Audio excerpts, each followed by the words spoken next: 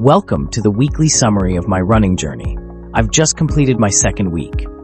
Before we dive into the summary, please consider supporting me with a like or a subscription. It's a sign for me that it's worth continuing. Thank you so much. This week, I did 3 runs, an interval training, a tempo run, and a long run. At the end of the video, I'll show you how I'm doing in the long term, estimated finish times, training load, and more. Here's what my interval workout looked like. 12 by 350 meters with 90 seconds of rest. I actually made a separate video about this run. The link is in the description. There's a really interesting insight there about how heart rate recovery changes depending on the interval. Definitely check it out. The tempo run was a bit shorter to start with, 7 kilometers at a pace of 4 to 36 per kilometers with an average heart rate of 151 BPM. Next week, I'll try to push a bit more.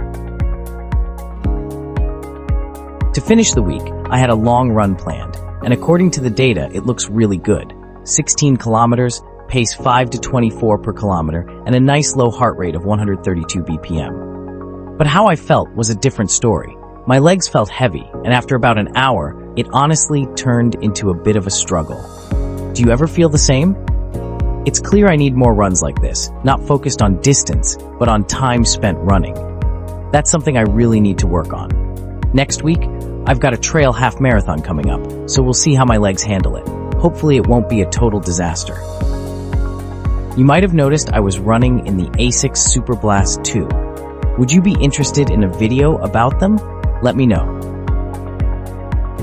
And now it's time for the weekly summary. This week, I completed 3 runs, covering a total of 30.8 kilometers. That was exactly what I had planned, so the training plan was successfully followed. Let's compare the results to last week's data. On the right, you can see the current state. It's clear I've started training consistently, which has moved me into the productive zone. Last week, I was still in the maintaining phase. VO2 max stayed the same, still at 55. Here, you can see that the anaerobic load spiked thanks to the interval session, a sign that the workout was effective and exactly what it needed to be. Looking at training load progression, it has increased nicely and is currently sitting around 430. I expect that the recommended load will start to slowly rise as well. Finally, let's take a look at the estimated finish times for different distances.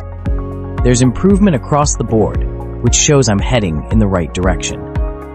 I'm curious to see where I'll be in a few weeks. Make sure to follow along on my journey and let me know in the comments. What phase are you in right now? Before we wrap it up, do you have any questions you'd like me to answer in the next video? I'd love to include them. Take care and happy running.